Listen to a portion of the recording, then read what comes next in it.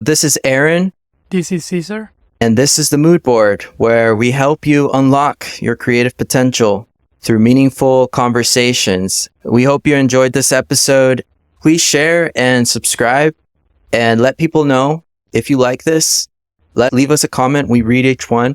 Thank you for listening. We were talking about opening up the studio, if you will, and talking about like our plans for moving forward, at least a outline of what we're thinking this first season of the Moodboard. Yeah, I love that we came to the realization of what we wanted to do through a simple conversation.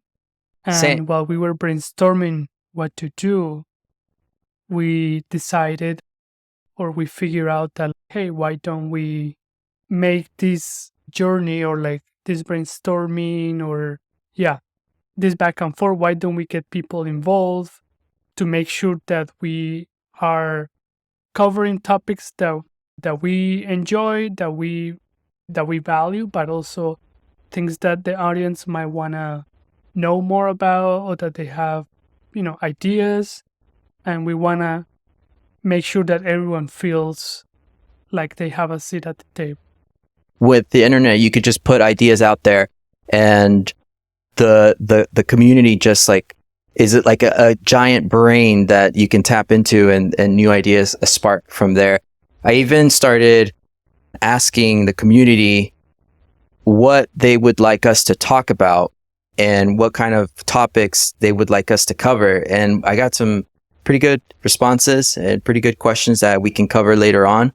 But before we start, I think we should give a little bit more of a recap of what we talked about last time.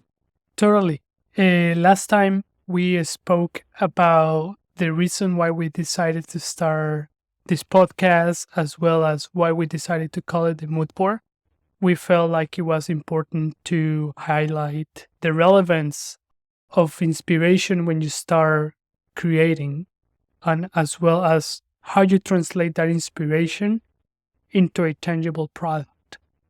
And I think by us highlighting this and providing insights or different perspectives onto how to achieve the most pure way of creating new ideas can help creatives in different stages of their process troubleshoot or go through challenges much easier, because we have been able to articulate and provide a different perspective that can help you move forward your creative process.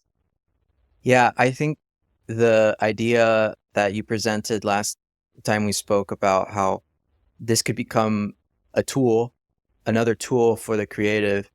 Eventually, this can become that lounge where we can have a group of individuals that are contributing. This conversation is between us, but it's also with the audience that's listening. My question for you is, what's your take on making yourself stand out in the creative field, in the design field? I think you have to see yourself as a brand and think about what kind of services or products or just anything that you think no one else is offering the way you can. It is important for you to define that. And I don't think it's a one answer or like a one-sided answer. I think you have to be prepared for doing simultaneously maybe more than two things, more than one thing at a time, just to keep the momentum going. And what I mean by that is you might take on two projects at the same time, but you figured it out how to make it work. Yeah. And then also these two projects can be open. You don't necessarily have to do what you have been doing. That's what I'm getting at. Maybe you're open to a different side of the same business. As an example, I went to school for industrial design. When I was freelancing, a graphic design opportunity was put on my table to to work at Nike, and I decided to take it because I said that this might not be what I want, but it will help me to get where I want to be. So with that kind of mentality, we have to operate today, where we have to be a little bit more flexible, more open-ended to what that career path might look like, and just be willing to try something new, to just to do it, because you never know.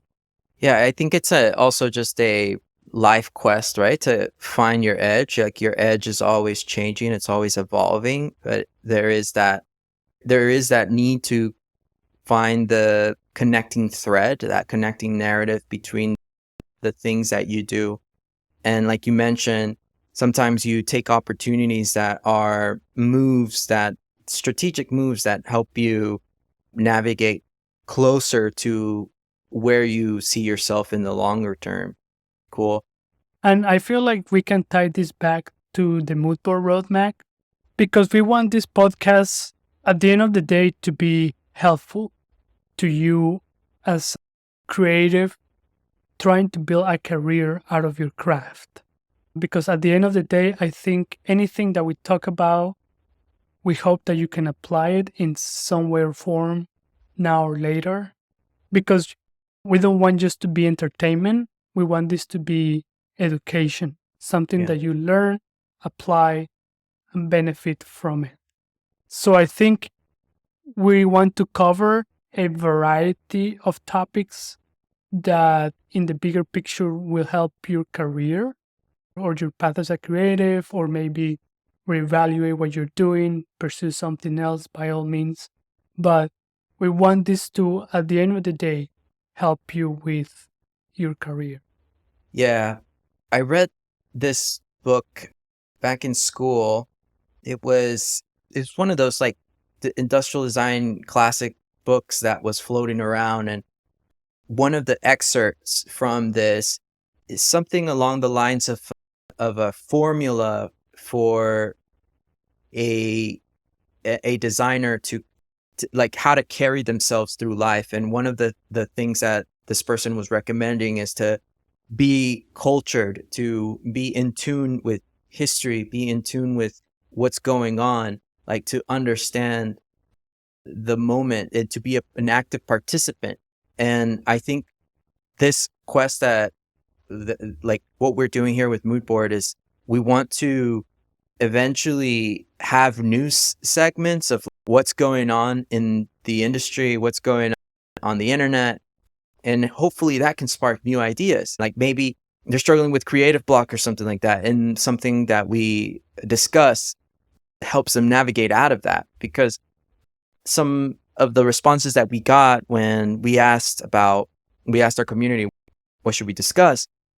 It's that topic came up. And I think it's really interesting that in a time where information is so easily accessible, there is still exists that inertia of being blocked and not being able to move past that. And I want us to talk a little bit about that when we get to the questions part. But yeah, what do you think about this idea of talking about the roadmap in public before we even have anything really finalized? I like that it's a way for us to engage with the community and to make them feel like they're part of this as well, and that they can participate, that they have a voice, that they come to us to get the knowledge they're seeking or to get just a different perspective. So I love the concept of making this a collaborative effort, because it makes you value more the things you do once you have a stake in them. And I love like when designers or brands are very open to like their behind the scenes, Yeah. Yeah. because it gives them a sense of transparency. It gives them a sense of honesty. Yeah. And we wanna portray that. We wanna be that, a source of opinions, a source of us I don't want to say foretell the future, but give you maybe a more informed decision or an informed guess of what might happen down the road, or things that you could consider doing if you want to stay relevant, or if you want to stay maybe a little bit ahead of the curve, or just maybe just to give you something to think about. But yeah, and I think it's valuable because we all have questions, we all have doubts of what might happen tomorrow in the creative field. And in some way or form, creatives have to be a little bit intuitive, a little bit more assertive of what consumers might want at the end of the creative process. And you're hoping to that what you create aligns with what the consumer wants at that point in time. Yeah. And yeah, we're just trying to make sure that experience through these conversations, it's a little bit less stressful. Yeah. And you can create in peace. Because when you create in peace, it removes the constraints and removes the fear that you have to do your better work or do your best job. So I think it's important for us to make this a space where we can openly share opinions and hopefully put your mind at ease, or just starting to become a new way of thinking, of approaching, because we are designers, we're artists, we're creatives, and sometimes we have our own way of doing things. So it is important for you to craft your own signature that can help you stand out in the creative market. Yeah, it's such a personal process to really find your voice. I remember speaking with a designer who was trying to send furniture to a specific brand, and he was told that the brand director, the person who decided which designers get featured and whose stuff gets made, is that they were looking for designers who had a voice. They were looking to create a choir of designers. And the way I see it is that's how like some organizations and some teams operate, is that they're trying to find complementary voices. And the best we can do really is to do ourselves the favor of going through the process and going through the experience of doing our best to be the best version of us, and being very clear with that, and being able to translate our strengths to a team, and to create something beautiful and great for the end consumer, because we don't create in a vacuum. And I think that's why we're also trying to open the studio here and talk with the community, because this could just be us two talking, but we don't want to just be us two talking. We want to also have a conversation with the larger public, and also some future guests that will be part of the show.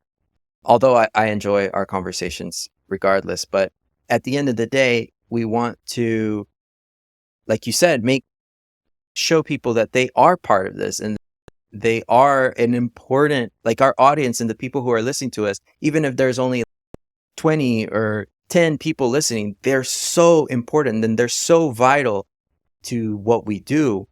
And as we are documenting our conversations and developing our own voice, like I haven't done a podcast before, like a long-term podcast. And so I'm also learning. And I think that process of documenting the learning is going to be really cool to share with other people who are also wondering, should I do this, or should I take this risk of trying something new that I haven't done before? It's okay. Like, you're going to be bad in the beginning. Maybe that's fine. That's part of the process, right?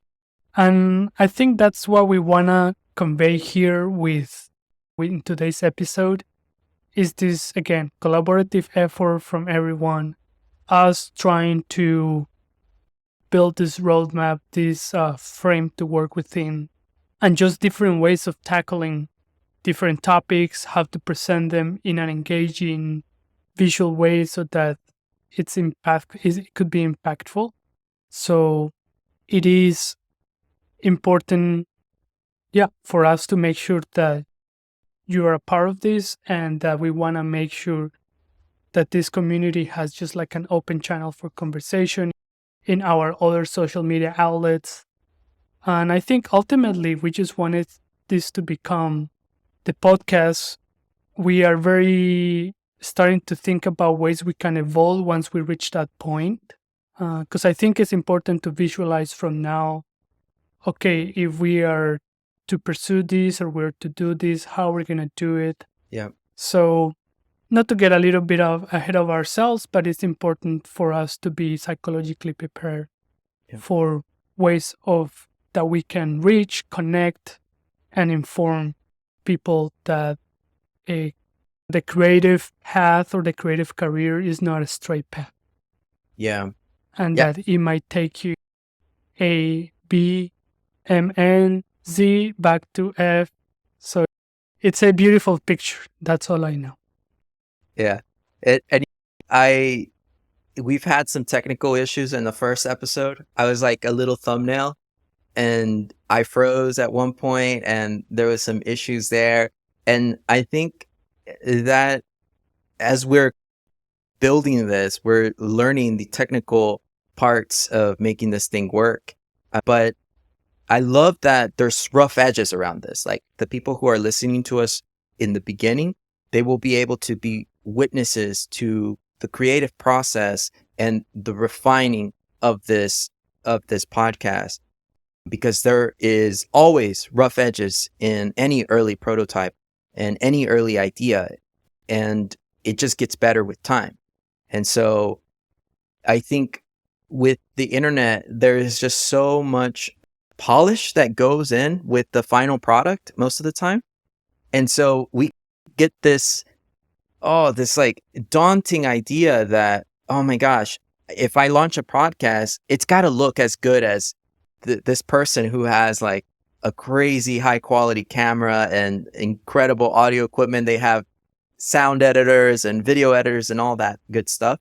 And when in reality, all you really need is your iPhone. It's all you really need is, you don't even need a microphone, a proper microphone or anything. You can get started with whatever you have. But I was just going to mention that, like, we want to live what we preach, right? And what we're sharing here is put your stuff out there, make the first iteration rough. Allow yourself to make the first iteration rough and just get on the journey and do it in public, because there are going to be people who are going to see this, hear this, and they're going to say, hey, I have an idea. Have you tried this? Maybe that will help you improve the audio or the video. And people just they'll want to help you succeed. They'll want to help you move forward because they're going to find a value in these conversations. But one of the things that I'm really excited about is to bring other creative people and other artists and designers and maybe even scientists, or who knows, like astronomers, physicists, whoever is like, to have these conversations in the future is something we have on the roadmap. And I'd love to hear your thoughts on what do you find exciting about having these conversations? I love to explore the possibility of finding creative people in fields that are not creative. Or like known as creative, right? So I don't know, like a bank teller that is super creative, a painter or something. She works at a bank. Yeah. Or I don't know, a lawyer, but then he or she does pottery. Who knows? But I think it's also important to highlight that creativity is not equally related to an artistic expression. And I learned this in reading Creative Confidence by the Kelly brothers that started IDEO in this book, they talk about we associate creativity with art. We associate creativity with a painting, with a sculpture. And by us, some people, or most people, since not everyone can achieve that level of craft, like in the Renaissance, by people not being able to achieve that, they already count themselves out from being creative, and they have this like fake wall or like invisible chain that is keeping them from pursuing creative endeavors. Mm, Might not be art, but creative endeavors. yeah. And it's important for us to highlight how to break from that notion of I'm not creative because I'm not painting. That's not true. Right. I think creativity lives in different ways or forms, different shapes at different degrees. And we have to be sensitive to that. Yeah. I'm just thinking that there is the peak of, let's just say, like discoveries in painting where, like, I guess what I'm trying to say is like the peak engineers back in the day, like in the Renaissance times, were also painters, but they were also architects. Michelangelo is a great example of that. He was a painter, architect, sculptor, all of these different things. And these Renaissance people, this are nowadays, they come in all different shapes and sizes, right? In terms of like disciplines, right? And so I think that'll be really interesting to talk with individuals from different fields and see how creativity manifests itself in these different mediums and learn from them. Because like you said, usually most people think about creativity and they think about the painter, the artist, and that visual medium. But there is a lot more than what meets the eye there. So I'm excited for that as well. We were discussing that eventually we want to have episodes here where we go through kind of a list of current events in the design world or just the internet in general related to creativity and that sort of thing. I have seen that there's these new models that create videos, and there are these like AI videos, right? And I'm very curious to see where that takes creativity.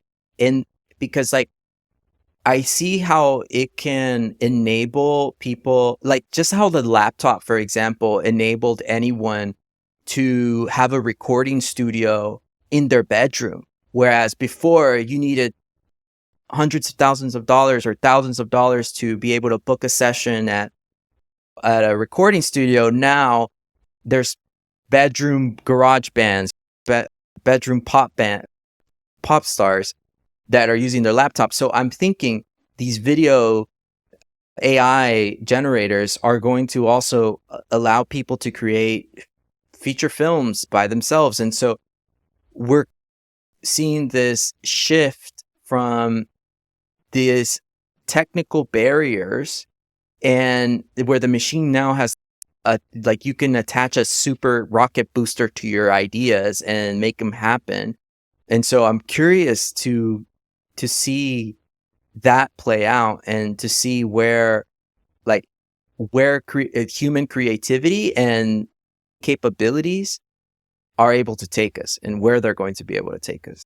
That's a great point because it made me think that that approach or that way of like quickly coming out with something, I think that has happened already in the food industry or like in our homes. And I can not stop thinking about the microwave. Mm, With the microwave, you have a meal, quote unquote cook meal. You have a meal within what? 2.5 minutes, 3 minutes, 4 minutes tops. You have a warm meal. I think it's good when you're stuck in a hurry or when it's good for certain cases scenarios. I don't think it's good for every day. It's not healthy for every day. Yes, it fills you up, but is it nutritious? Is it what happens if you have it for every meal for, I don't know, 3 months, 6 months? And I feel, and this is, I wanted to tie this now to one of our topics on the roadmap, bigger topic for the podcast, is that we were in the list we mentioned and we were discussing the scenario of creating within constraints. Mm-hmm. Yeah. And I think when you create within constraints, just to briefly touch on this, because I think this could be a full-on episode, there are interesting choices that you have to make, but that you make it work with what you have. So constraints are good. Yep. Of course, to a certain degree, but constraints are good overall because it makes you be resourceful. And being resourceful is part of being creative. It's part of the creativity topic, the creative realm, being resourceful.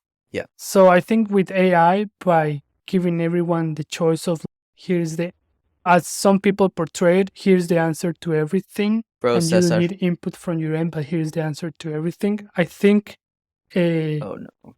as creative of myself, I want to proceed, but proceed with caution. Do not rely on it too much because I don't know.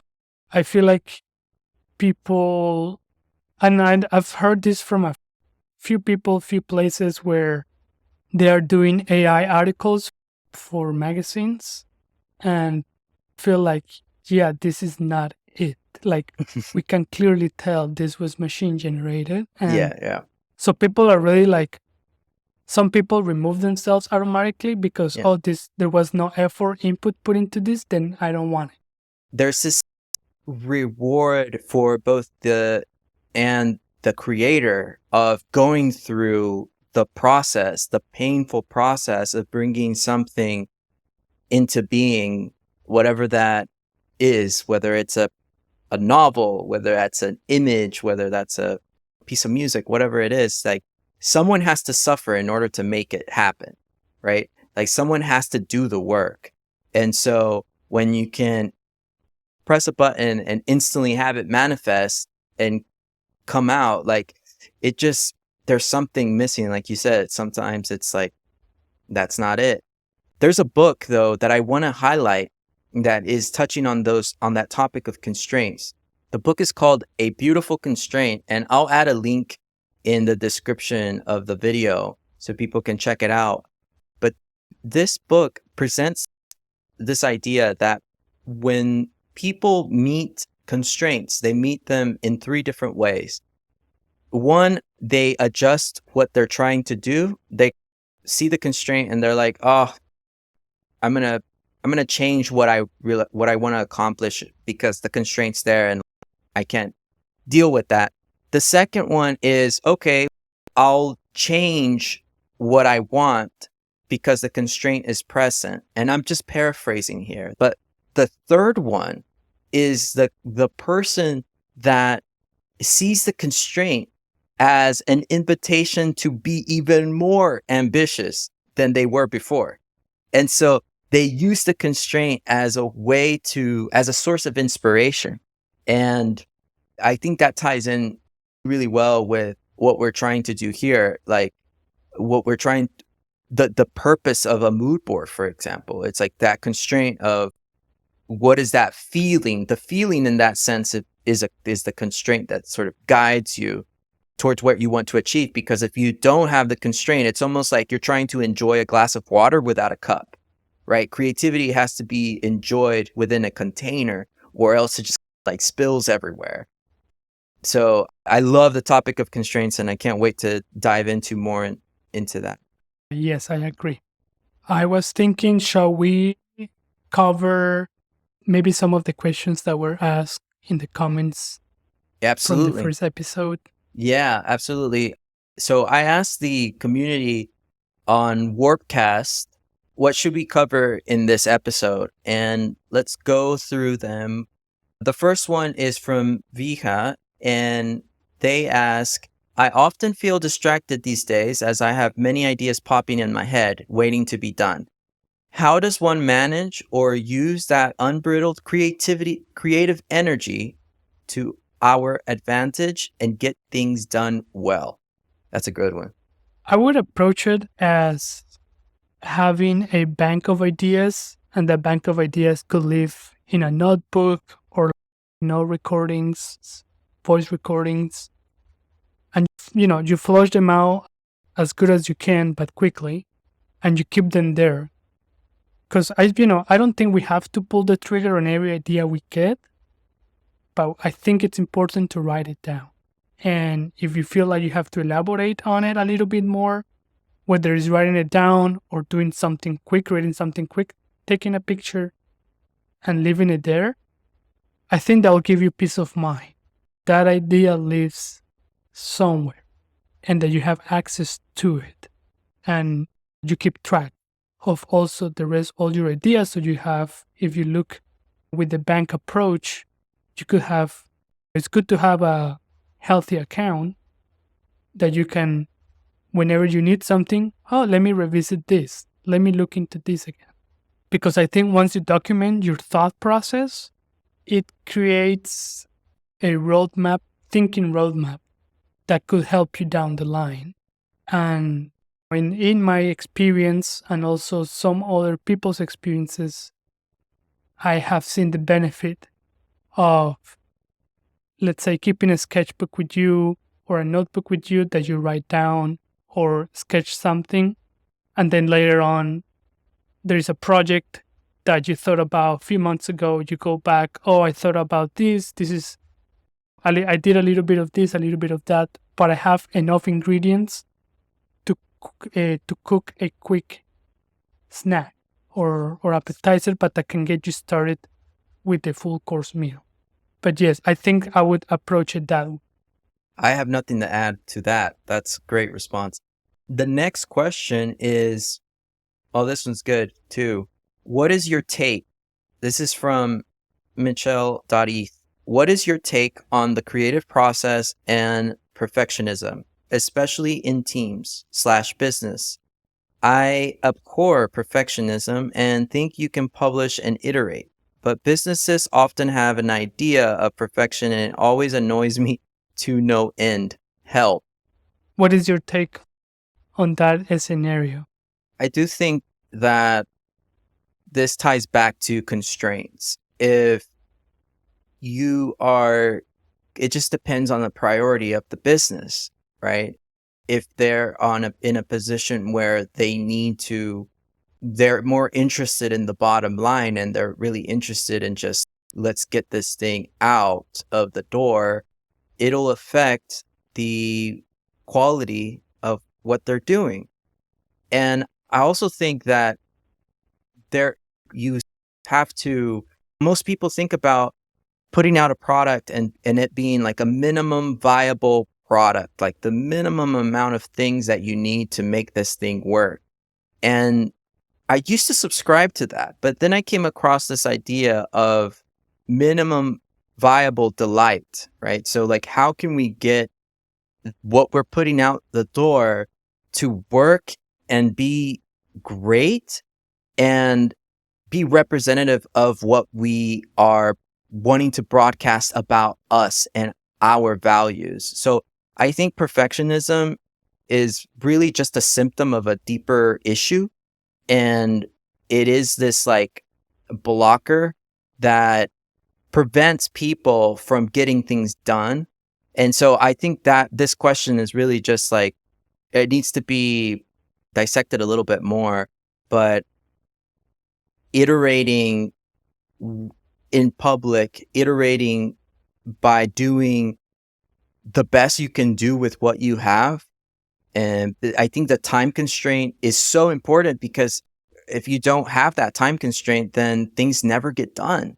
A good example of that is like, there's this documentary called General Magic, and the Silicon Valley company back in, I think, the late 80s were developing a mobile device that would replace the computer. It's basically an iPhone. And it's such an interesting documentary because they were so talented. They had the vision, but there it's a case of being too ahead of your time, like not like you're working in a vacuum. You don't realize that the you're living in a tech bubble, and the people that are going to be using this product are not ready yet. Like most people didn't even have a computer. So how do you expect them to have a computer that fits in your pocket if they don't even have a desktop?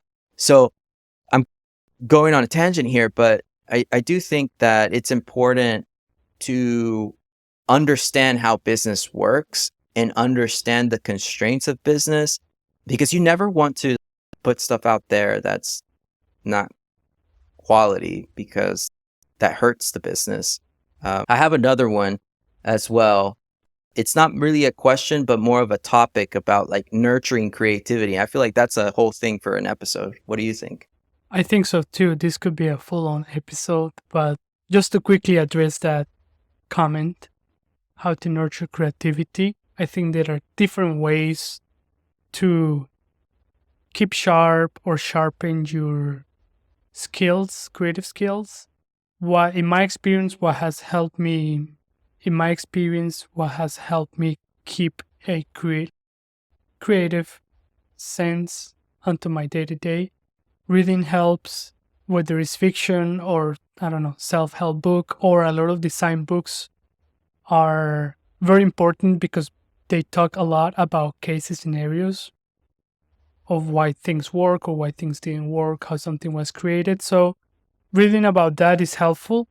And then also carving time out of your day to do something small. Doesn't have to be like a full on 4 hour project, but I don't know, sit down and sketch while you have coffee. That can be helpful. Or try to look at a magazine. If you like something, cut it out, put it on your notebook. So like you keep that like hands-on approach alive throughout the day. And I just wanted to quickly add to the previous question about how to keep the balance between commercializing something but also being something of substance. I feel like that could also be another episode itself because there is a lot to unfold there.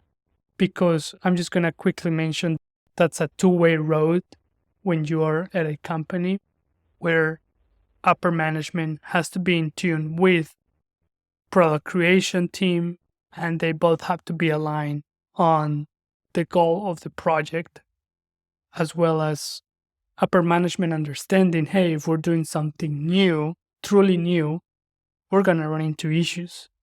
And we have to be prepared for the scenario of we have to release something that is 80% there, and then we can always release a version 2 later or a 2.0 later. But make sure that we are preparing the people for this new way of thinking. But we're not going to let perfection get in the way of better. And it helps when upper management supports that idea. It is a struggle when they don't. But I think I'm going to leave it at that, and we can put a pin on it and come back to that in a different episode. But that's a really good question.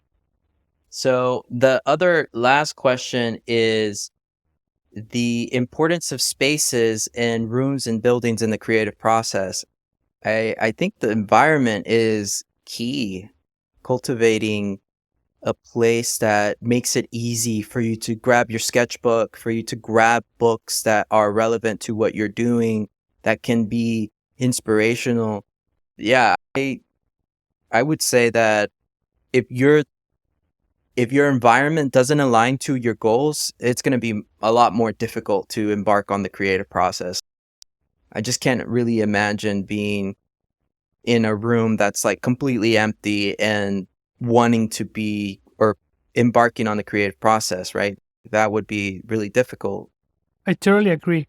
And I also wanted to add that, yes, space is everything when it comes to creating.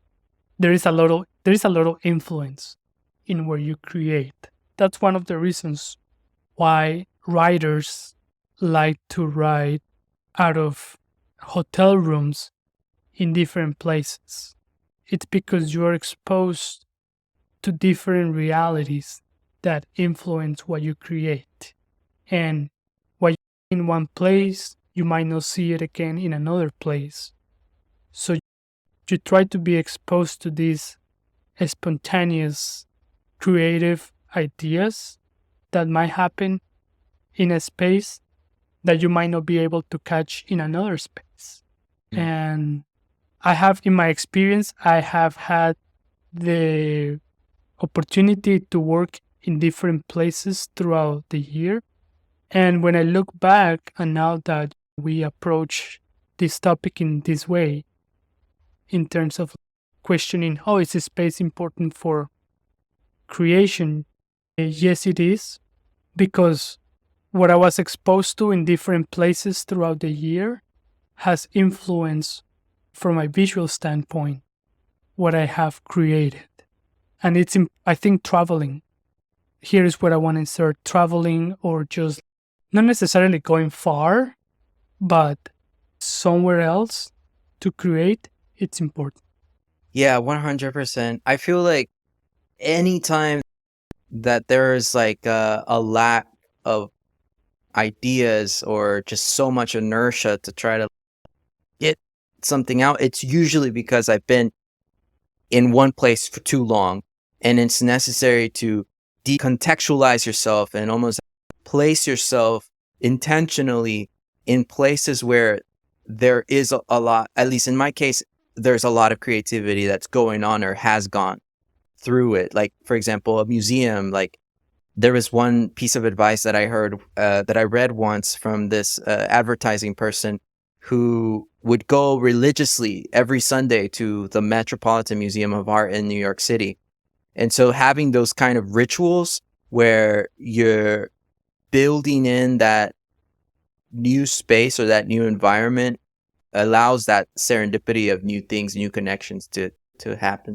Yeah, I feel like that could be an episode, because I also want to learn more about the spaces that you've been in and how they have influenced your visual aesthetic, because that was a teaser. Yes, stay tuned, more to come. Sounds amazing. So we wanted to share, I know I've already shared one book, so I got ahead of myself, but let's talk about books and movies, because in our previous episode, we discussed how that was one of the first things that you and I bonded on. And we have that, like, it's very important for my creative process, as I think is also for yours, this like medium of books and films and getting inspiration through those experiences. So I have 2 recommendations that I can share now, and I'll just give quick blurbs about them, and I'll show them in the video, and I will also share the links in the description on our YouTube. The first thing I'm going to recommend for our listeners is a documentary that I saw last year, and it is about a writer and philosopher, Italian writer and philosopher, Umberto Eco. And the documentary is called A Library of the World.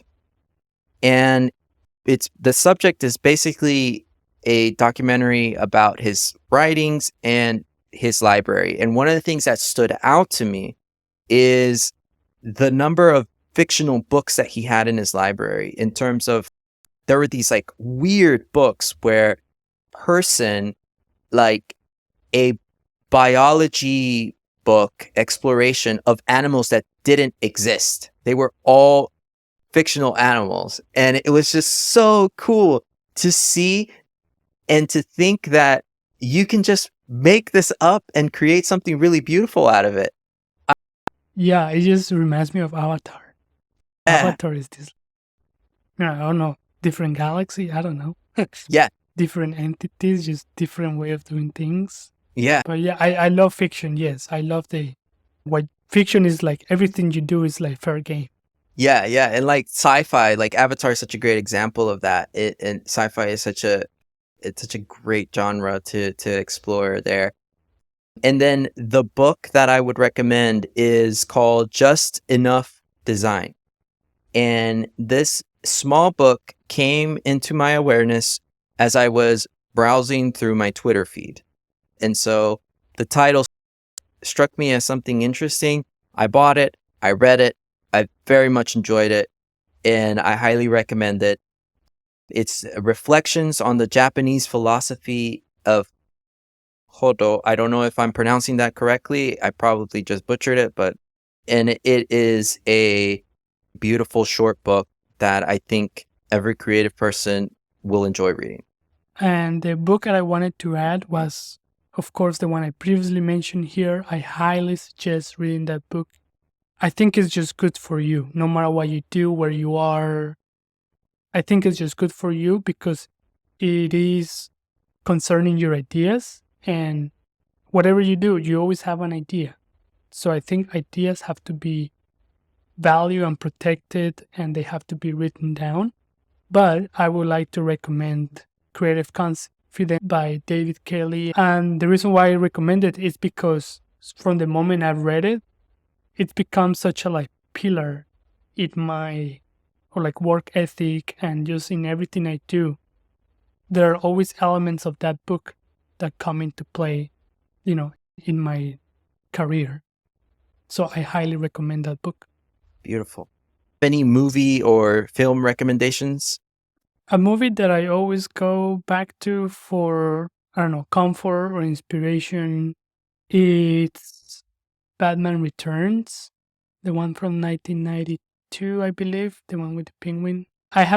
Every time I watch it, I pay attention to the script, to what's being said, because it's very deep, but you only catch it once you have watched it more than twice. And you also have to pay attention what character is saying what they're saying. So there is a lot of layers to it. And it takes more than one time watch. So that would be my recommendations for movies. Perfect. Yeah, I think that whenever there is something like a film, for example, or a TV show that is really well written, every single time that you rewatch it, you find a new layer of meaning, and that it's impossible to get it all in one viewing.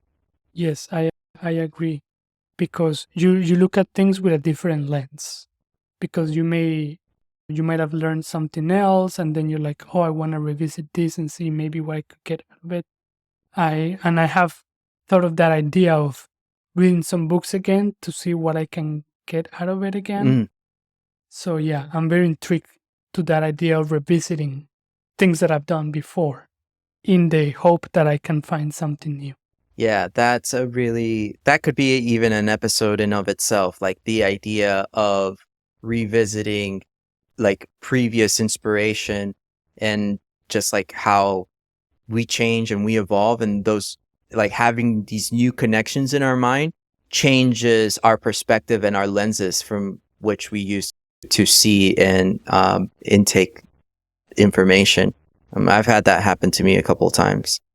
So I think we're nearing the hour, and I want to just thank again the community who's listening to us and spending time with us. And I'm really excited to continue these conversations with you, Cesar, and explore this like exciting world of creating in the age of AI, the technological paradigm shift. Yeah, me too. I look forward to exploring what the future might look like, and yeah, I look forward to that idea. Cool. Same here. This is Aaron. This is Cesar. And this is the Moodboard, where we help you unlock your creative potential through meaningful conversations. We hope you enjoyed this episode. Please share and subscribe and let people know if you like this. Leave us a comment. We read each one. Thank you for listening. Thank you, guys. Till the next one. Bye-bye. See ya. Bye.